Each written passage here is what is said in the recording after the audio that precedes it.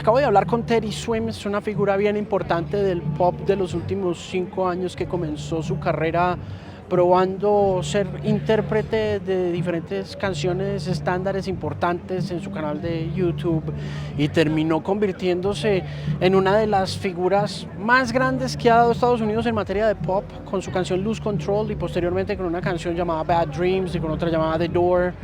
Una carrera de más de 10 años que muestra mucha tenacidad, mucha fuerza, mucha perseverancia, una lucha constante por mantenerse vigente en un momento en que la vigencia no parece ser como la denominación más grande de la música pop. En fin, Teddy es un gran compositor y además de eso un intérprete gigantesco que en el año 2020 se hizo viral nuevamente gracias a su canal de YouTube con una canción de Bonnie Raitt llamada Can't Make You, de cuarentena, muy balsámica y un aire muy fresco de la música norteamericana del sur de los Estados Unidos. Teddy es obviamente inspirado por los grandes artistas de country como la misma Bonnie Raitt, pero también su espíritu está en el soul, en Stevie Wonder, en Marvin Gaye, en Al Green, y eso se nota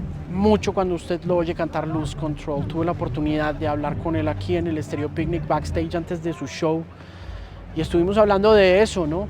De country, de soul, de Nashville, del sur de Estados Unidos, de su experiencia como futuro papá, de lo que eso va a representar para escribir canciones nuevas, de lo que implica para un artista joven de 30 años en esta era abandonar esta idea de la vigencia y dedicarse a encontrar un sonido propio y la autenticidad que lo lleva a construir una comunidad de fans, de oyentes, de gente que lo acompaña a donde quiera que vaya. Esta es mi charla desde el Estéreo Picnic con Teddy Swims. What's going on, man? Hey, Not so too good much. to meet you. You too, bud. How you been? Oh, good. I'm good. We got in real kind of late last night, and so, we just kind of went to sleep and woke up here. So, kind of haven't seen too much, but. Tell me a little bit about the tour. How's it been? Oh, it's been so cool. Our first time in South America too, so I got to see so much Argentina and Chile, and it's just been so inviting and cool, and I don't know, I've had a blast, man. It's been quite an interesting 5 years for you, right? Hell yeah. I mean, I as I was coming to see you and to meet you, I was remembering that very first time I saw you during the pandemic on YouTube. You were this amazing discovery of music that just, for many of us, represented a sort of solace from everything that was going on.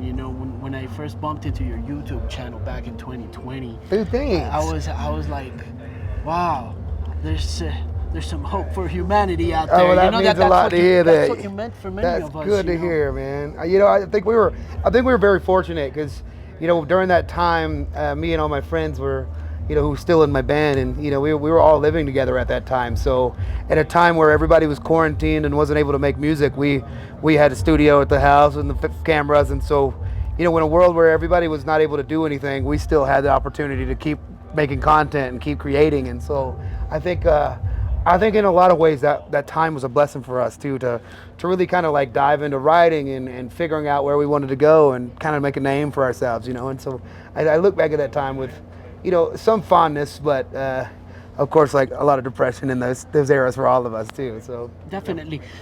Let me bring you back to the present and ask you, after those 5 years, what would you say is the biggest change in your life as a musician has been? Man, I think that's such a hard question to answer, because I think I've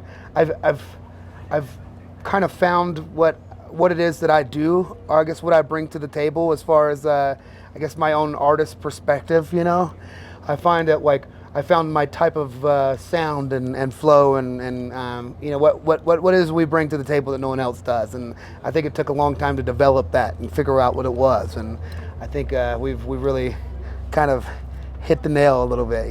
What's the hardest part of finding your own sound? I think it was always how do I say this, like looking at the people that I looked up to and always comparing myself to them, you know? I think it was very hard for me to understand that those things, those people that I looked up to, some of the songs I covered, or some of the people that I was influenced by were influences that those were tools in my shed that I could use, you know? Like, it took me forever to like not hold myself to the standard of some of the best songs that I'd covered, you know? I was like, how will I ever write a song like, you know, Still the One, or how will I ever write a song like I Can't Make You Love Me? But when I think about it, you know, Stevie Wonder didn't grow up listening to Stevie Wonder. You know, Michael didn't grow up listening to Michael. So instead of comparing myself to them, I started learning that I was very fortunate to be so influenced by them and using them as a tool in my shed of different inspirations rather than comparing myself and feeling like a failure. You know what I mean? Right, yeah, definitely. Yeah, but now that you mentioned Can't Make You Love Me, I want to go back to that 2020 for a minute before we get on the new album and everything that's happened over the course of these few months. And I remember listening to this song on the radio with my father back in 1990 South Florida, and then, you know, then there you were performing this on YouTube, and I want to know why you picked that song.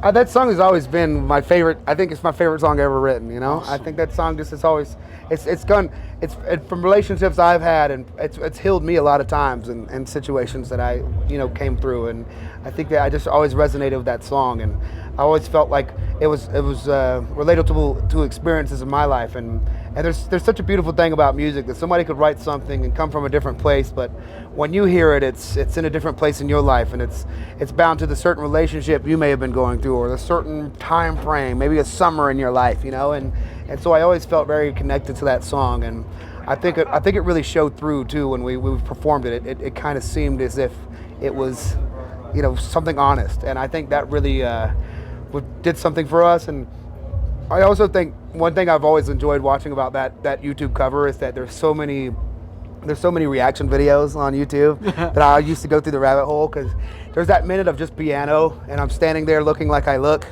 and I think there was a good juxtaposition about the way I looked versus the way I sounded, and I think that did a lot for us, kind of leaning into that gimmick of like, oh, that voice comes out of that guy, you know, and so that really did a lot for me to, you might think I was, you know, a metal kid, and which I am, you know, I was a screamer for a long time, but I think when they heard me sing, they were like very shocked about, wow, this is so honest and emotional, and I think that really did a lot for me. Let's talk about being a metal kid and what that brought or brings to the table as the musician that you are now.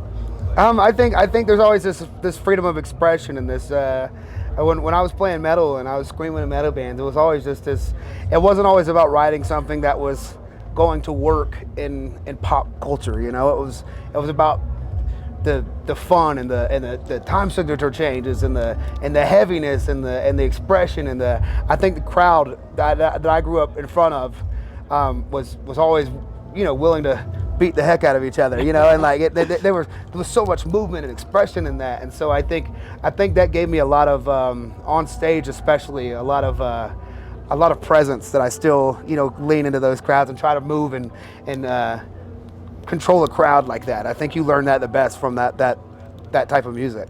Amazing. Let's talk about Lose Control and the impact that it's had worldwide, and the process that you have talked to me about, you know, being who you are right now. Once you find that voice of your own, do you look for that song that's gonna change things? You know, I think there was a lot of time in my life where I was trying to write that song, you know, and I was trying to write the song that was a hit, you know. And I think I'd set myself up for failure at so much of times, because you might be in the middle of writing a good song and it feels like not a hit, and so then you're like, fuck it, and you move on, right? And right. I think a lot of times people, when you try to write the hit or when you try to write something relatable, you never get it. You know, when you just write something that's honest and it's coming from a place and it feels good, then most of the time it will feel good. Because I think one thing that Lose Control taught me is when we got done with it, we all knew in our heart that was like a life-changing song for me. I knew that was the one. And also what I like about Lose Control is I know that song's a hit record, but only if I sang that song would it have been a hit record. It's not just like a hit record that anybody could sing, you know. And I think it showed me that the authenticity that we brought out of me and brought into that song, and that I sang it, and everything that went with it, the whole world that was built around it, is what made that a hit. You know, it was almost a perfect storm had to happen with that perfect song for the perfect artist that needed that perfect song, you know? Sure. And so I think that showed me a lot of just trying to write something authentic, because that's what's going to speak through, and that's what's going to make more people want to listen to the thing that is, I guess sometimes the thing that's most, you think is the thing that is most unrelatable to everybody else, it's so specific to you, that becomes the most relatable thing for some reason, you know? Yeah, sure. And I think it also showed me too that song is still, as it's growing and still making movements and still staying around and being the behemoth that it is. I think that it showed me that there was never really any like trend on TikTok that was taking it anywhere and blowing up that way. I think we went all over the world, and we went to every radio station, and we sang on the side of the street with any busker that was playing, or we went to every karaoke bar, or wherever they would let us sing that song. We were pushing that song and running all over the world to push that song. And I think it showed me too that if you push a song and you like, I think the old way of moving music still works, like doing the press, doing the things, and like going out and singing the song and showing the people, and I don't know, for lack of a better term, shoving that song down people's throats, you know, until they like, because I just knew if they heard the song, they'd love the song, you know, and if I performed the song for them, they'd love it. And I just think there was not enough people hearing it, so I had to go all over the damn world and to everybody's house and knock on the door and say, listen to my song, you know. It takes that to get something to cut through the noise of 100,000 songs that come out a day. Yours has got to be special because you believe it, and the more you push it, the more it succeeds, I think. Yeah, Teddy, same thing happens with the Doors, same thing happens with Yeah. Bad Dreams, you know, which is interesting because authenticity is like capturing lightning in a bottle, and it's really fucking hard to do. You know? Yeah. You manage to pull it off over and over and over again, and it's like, wow, I mean, because you could do it once, but you did it twice, you did it thrice. Well, It's like, damn. thank God, you know, because that was the fear after having one, being like, oh shit, please don't let this be the only one, you know. So I'm grateful. I'm so grateful that it's working, and I'm so hungry for like 20 more of those guys, man. I need them, you know what I mean? So we'll see. Hopefully we don't fizzle out. But I think most importantly though, it's like, I tried, now that we have built a foundation, I want to do my best to serve those people that love me, you know, and as long as we serve those fans, I think more and more fans are going to come through the door. It's not so much about making new fans, it's about the word of mouth that comes when somebody loves Teddy Swims so much, they want to show a friend that ends up loving Teddy Swims, and then they share this bond over this song or this album. And so I think the truth of like growing your fan base now is to I guess serve the community that already loves you, you know. Amazing. That's what I'm trying to do anyway. Yeah, and you know what's interesting? I'm pretty sure that 10 years from now, we're still going to be talking about those songs because they're so timeless. Dude, it's crazy. You know? Yeah, no, they're really. That's what happens with great songs. You know, I have some friends that can be talking about a song that came out 10 years ago and say, have you heard this song? It's fucking great.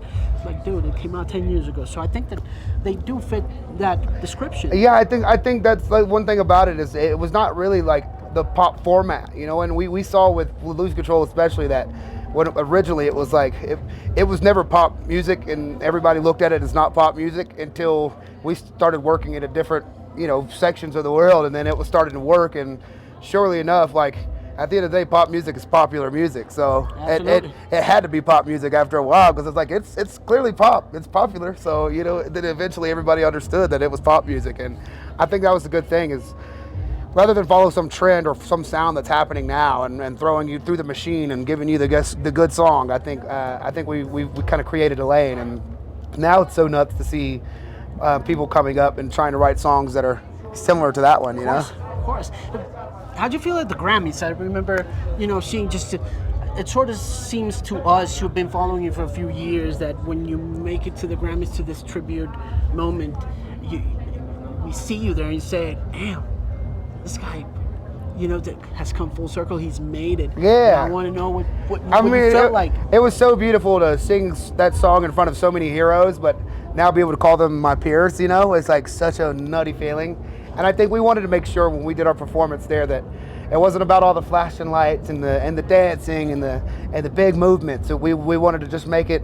It was guitar, piano, and some strings and a vocal, and I wanted to make sure that vocal was really, you know, it was the most intimate thing that we could do. And I think that spoke a lot that night over a lot of performances that were just big and flashy and dancers everywhere. No knock against them, but I think we kind of broke the mold a little bit there to just try to be you know, as intimate as possible with that performance, to just let my voice and that song, the emotion, really capture the you know, people. Yeah. Do you still live in the South? You know, I'm just now moving back to Nashville next month, so I've been living in LA for the last couple of years. What's it been like? LA, it took me a while to find my footing, you know, to find people that I like to be around and places I like to go. It was kind of a change from living in Georgia my whole life, you know. People are different, things are different, and of course. Now that my son's going to be born in June, I want to move back down south, you know, where he gets raised on the yes ma'am and the no sirs. That's and right. you know, and I love that. He has a little southern accent, you know. I didn't want my kid to be an LA kid, you know what I mean? No offense to LA kids. I'm just saying I wanted my boy to be a good southern boy, you know. Yeah, you know, you gotta love that southern hospitality. Yeah, man. dude. It's just one of the greatest things in America. Yeah, and it gets, and my parents are only 4-hour drive from Georgia, so they don't have to fly across the country to come see the baby. They can come up every weekend and hang out with him. His first kid? Yeah. All right, congratulations. Yeah, my little boy, man. Yeah. I'm so excited to meet him. What's in the future? What's next? You know, we're going to be doing a whole lot of writing, and I'm going to do a lot of learning and growing and becoming a father. And so, you know, as I'm writing this next record, you know, and still touring all this year, but as I'm writing this next record and being a father, I think it's going to change the way I think and write and it's going to change every fucking thing, you know. So I'm looking forward to see the man I'm becoming and the music that's going to bring. Mm-hmm.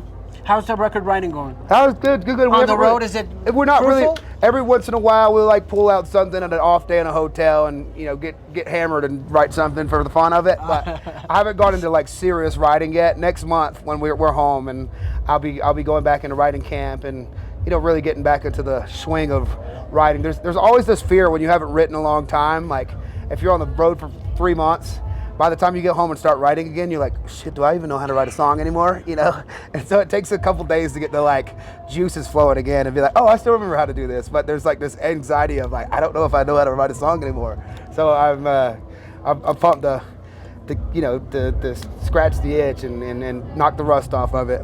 Well, listen, you're about an hour and a half from hitting the stage, and I wish you all the best. Thank you, brother. Great meeting you, Teddy. Teddy Swims. Thank you so much, brother. Yeah, great conversation, man.